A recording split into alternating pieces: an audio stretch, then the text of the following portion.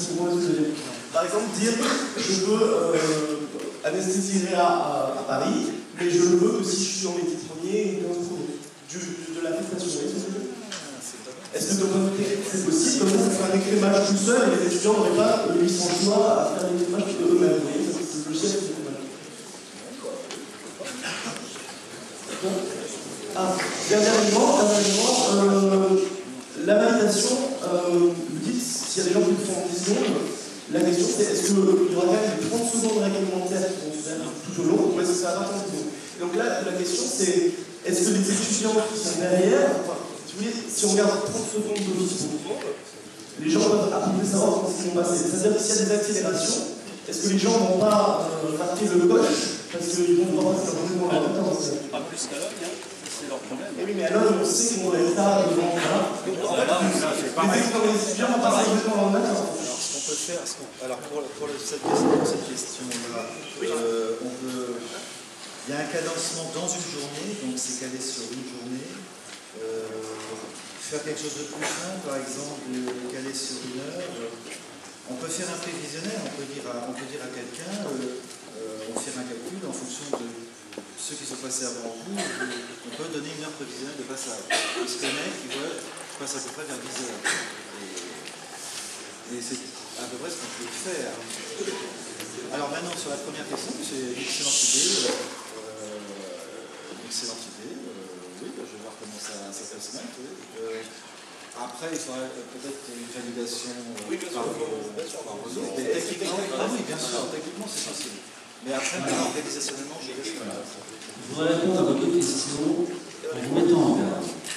C'est pas nous qui faisons le choix à votre place.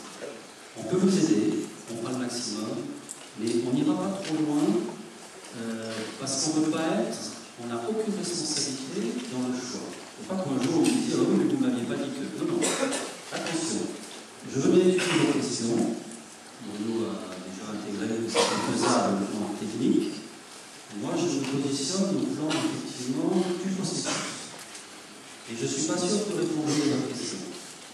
Par principe, attention, pas par technique, etc. Par principe. Donc ça suppose d'en discuter.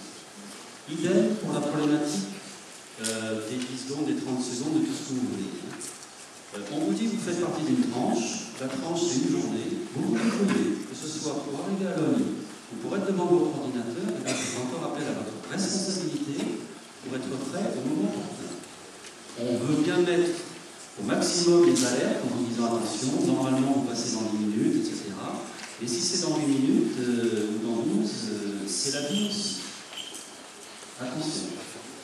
On ne peut pas aller au-delà, comment dirais-je, au-delà du raisonnable.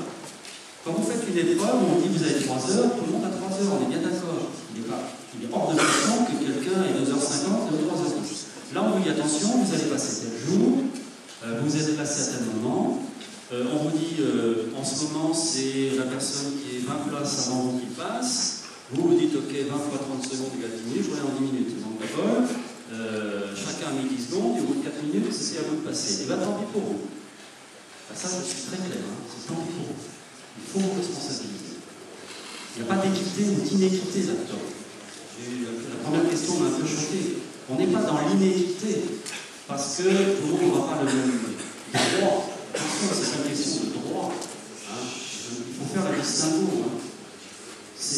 On vous laisse la possibilité de choisir, on vous donne toutes les possibilités, chacun bien sûr le même, mais après la façon dont vous en disposez vous appartient, et si vous devez passer un peu plus tôt que prévu, c'est votre problème. Il y a des gens qui arrivent à l'heure de la cour, ben, tant pis pour eux. Hein, ils auraient dû passer il y a 4 minutes, ben, oui, ben, tant pis. Et là ils ne sont pas contents parce qu'on a pris en compte le meilleur choix qui était le leur pendant la période de simulation, c'est pas ce qu'ils voulaient. Tant pis pour eux, j'ai eu de gros problèmes avec certaines personnes, et c'est ça la vie. Hein, donc autant prendre des marges pour arriver à l'heure, et c'est pas facile pour tout le monde. Il y a la grève, il y a l'accident, il y a la tentative de suicide, j'en passe c'est des meilleurs. Là, vous êtes devant votre ordinateur, on vous élimine tous ces inconvénients, on vous dit voilà, vous n'avez même pas besoin de vous déplacer, donc on ne peut pas encore en demander. C'est l'inconvénient, c'est l'inconvénient qui tient au fait que c'est le passage à pareil. Après, chaque situation a son avantage et son inconvénient. On va le passer un par un. Sinon, on bloque à 30 secondes et on ne laisse pas plus de temps. Non, mais je comprends cette question qui est très récurrente et qui est habituelle. Bon, on est dans la vraie vie. Vous avez vu que l'on donnait 2 mois pour réfléchir, pour faire toutes les simulations, et il est quand même fort à prévoir que, je dirais, 95% des problèmes, compte tenu du fait que ce sera en continu, avec intégration de toutes les variations de choix et tout, 95% des choses seront réglées. On est en médecine très habitué à régler les cas particuliers. Et donc ça, les cas particuliers, bien évidemment, on les a intégrés. Les cas particuliers, c'est déjà de donner plus de temps, mais à quelqu'un qui le demande. Bon, les étudiants, le jour du choix, c'est quand même un tout petit peu difficile à imaginer, mais ça peut arriver, justement, en donnant le confort un petit peu d'être chez soi et d'être entouré par des gens qu'on connaît, c'est quand même quelque chose de sécurisant. Alors après, on peut toujours crier au loup et dire, mais s'il y a ceci, s'il y a cela, je vais être la période, malheureusement, cette semaine s'y prête, on peut avoir toutes les catastrophes que l'on imagine. Bon, je pense qu'il faut rester un peu dans le raisonnable et dans le physiologique, et comme dit Serge Aubert, c'est vrai que même avec un amphi-garnison, ou même pour un choix d'orientation après un P1 ou une PACES, il y a des cas particuliers. Bon, ces cas particuliers sont résolus à chaque cas particulier, parce que bien évidemment, tout le monde est sur le pont, soit physiquement, soit autour des ordinateurs. Donc je pense que c'est peut-être pas là-dessus qu'il faut s'opposer. Vous avez émis cette réserve, c'est parfaitement entendable, parce qu'on le sait, c'est le fait d'une certaine inquiétude et d'une certaine nouveauté, mais c'est quand même, ça existait déjà avant, et c'était déjà réglé avant. Par contre, on ne peut pas faire le choix à votre place. Ça, c'est important. Il y a la question d'authentification. Ah oui, alors excellent. Alors, la question d'authentification excellente. Voilà, la question. C'est comment on fait pour vous reconnaître. Et sincèrement, on a déjà réfléchi. Quand on a fait la simulation avec ça vous avez vu. Voilà, on avait déjà réfléchi à des. C'est-à-dire que pendant le projeter, ça va avoir pardon. On peut le projeter, ça. Après, c'est quoi Parce que c'était ce qui avait été acté par vos représentants. Déjà, faire un petit sondage téléphonique lorsque j'avais des étudiants qui n'avaient pas vu leur mot de passe et qui m'appelaient et qui tombaient sur moi, je sondais déjà un peu des informations un peu authentifiantes. Qu'est-ce que j'en avais proposé quelques-unes. Quand on a vu les représentants de votre association, on en a abandonné une parce que c'était... Et puis on était tombé sur ce bilan que le nom, prénom, date de naissance, commune de naissance et numéro de carte étudiant était suffisant. Mais on est d'accord, une webcam, une carte d'identité avec la webcam, pourquoi pas? Est-ce que on a réfléchi à quelque chose? Est-ce que les facultés ne pourraient pas, sur présentation de carte des étudiants en carte d'identité, donner un papier avec le code effectivement, c'est pas en informatique, mais au moins on est sûr que la personne qui reçoit ce code-là est. Oui, pourquoi pas? C'est organisationnel, après les facultés. Pourquoi pas? Non, mais très bien.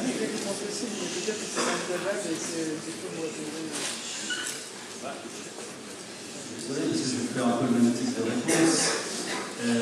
On essaye de vous faciliter la vie. Jusqu'à présent, on vous distribuait le jour des épreuves un papier avec effectivement un login et un mot de passe. C'est une certaine sécurité, mais rien n'empêchait que ce papier vous pouviez le perdre, que quelqu'un usurpe finalement votre identité. Donc il ne faut pas voir les difficultés là où il n'existe pas. C'était faisable. Beaucoup d'entre vous, enfin de vos prédécesseurs, je ne fais pas cette injure, le perdaient. On a pratiquement la moitié, quoi. On est à 3000 demandes de nouvelles authentifications Windows. Et c'est pas facile, parce que les gens sont à droite, à gauche, en salle. Qu'est-ce qu'on fait? On envoie ça par email. Donc c'était pas mieux, c'était pas pire. Et c'est comme ça que ça se passait. On régénérait un mot de passe et un login sur appel téléphonique ou email et on renvoyait à la même personne au même endroit. Ça ça n'a choqué personne. Donc aujourd'hui, on vous propose une procédure qui est la même que celle qui vous permet d'aller non seulement commander votre billet SNCF ou Air France, mais sur votre banque. Et là, avec vos sous, vous ne jouez pas. Là aussi, on ne joue pas avec votre avenir. Donc une procédure la plus sécurisée possible.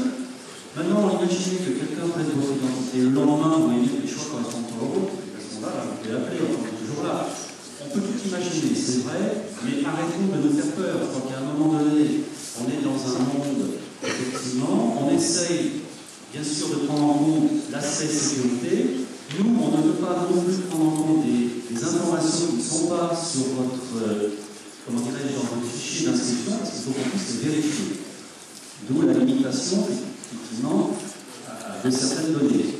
Parce que nous, on a des fichiers qui nous arrivent par les UFR, un fichier donc dans lequel il y a un certain nombre d'informations, d'identité, etc., pour pouvoir vérifier que ce que vous demandez, c'est bien vous qui le demandez, pas quelqu'un d'autre, ou ce que vous mettez, on va vérifier le niveau d'étudiant, on va les vérifier quelque part. Si on met une information qu'on n'a pas, ou qui n'est pas fiable, ça n'accroît pas la sécurité. Alors ça a été vu effectivement avec vous. On pense que c'est suffisant parce que l'addition de tous ces éléments, la totalité de tous ces éléments, c'est quand même une garantie de sécurité. Certains peuvent connaître votre nom, votre prénom, c'est évident, peut-être votre date de naissance, mais ils ne connaîtront pas l'ensemble. Bon, maintenant, si vous avez une autre proposition, je la prends, mais il faut qu'on fasse attention et surtout, ce que je vous ai dit tout à l'heure, ne faisons pas ce qu'on a. N'exigeons pas aujourd'hui ce qu'on n'exigeait pas hier, alors qu'il n'y a pas de problème. Bien sûr, quand il y a un problème, on corrige, et quand il n'y a pas de problème, n'allons pas chercher des choses qui n'existaient pas. Donc ça, c'est une méthode, effectivement, de sécurisation, avec un certain nombre d'éléments que normalement on est seul à connaître. Et maintenant, si vous voulez rajouter un item, on le rajoute, c'est pas quand ça prend. Hein. Ici, vous faites ça en 2 minutes. On peut en discuter, c'est encore ouvert, si vous pensez qu'il faut. Mais voilà, c'est ce que je dis, il faut éviter d'enlever. Parce qu'il faut que nous, on puisse le vérifier. C'est tout. Mais tout à fait, c'est une bonne question. Alors, mon idée de webcam de carte d'identité est une idée. Mais c'est vrai que tout le monde n'a pas forcément une webcam. Et le fait de faire vérifier par les services de scolarité de vos facultés l'identifiant que vous créez, c'est peut-être quand même présenté comme une complication et un peu un recul. Là, vous demandez, et c'est logique, beaucoup de sécurité, et c'est de la sécurité presque supérieure à celle que vous avez quand vous prenez l'avion, hein, ça c'est clair. Bon. Maintenant, de mettre un identifiant supplémentaire pertinent que personne n'a, ça c'est possible, c'est tout à fait possible. Et quand on avait présenté ça aux représentants de la NEMF à Paris, tout le monde avait été d'accord. Donc, tout est open hein, là-dessus, il n'y a aucun problème. Salut, c'est ça. Une partie des questions sur Internet ont déjà été répondues. Je rappelle juste à nos internautes que c'est hyper important de vous poser des questions, mais limitez-vous vos questions, puisque à gérer, sinon c'est juste pas possible. Donc une question qui est relativement récurrente et qui n'a pas encore été répondue, c'est la question des dates. Clairement, des dates d'application de ce logiciel. On parle d'anticiper, d'avancer un petit peu les résultats des affectations. Dans quelle mesure est-ce que ça le permettrait? Pour cette année, quelles seraient les dates du logiciel et du choix? Et à quel moment les étudiants seraient informés du code, de la procédure exacte, etc.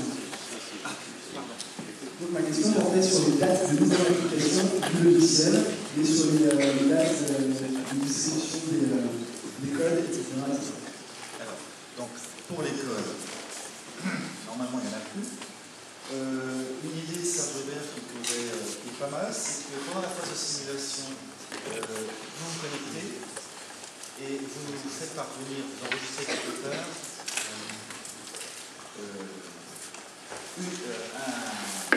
un mot de passe, mais pas celui avec lequel vous connectez, parce que je vous rappelle que les mots de passe sont cryptiques, donc